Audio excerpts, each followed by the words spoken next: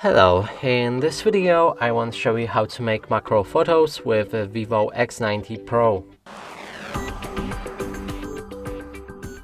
To do this you will need to open a camera, then go for the photo mode. Right here we can see the macro icon, click on it to turn it on. Now you can pick up your phone, also find the object you want to take a photo of, make sure that it has a good light, and then click on the shutter. You should place your camera about 3 to 5 centimeters away from the object, and now let's open a gallery with this image. And that's how you take a macro photo. And that's it for this video. Hope you like it. Please consider subscribing to our channel, leave a like and a comment below.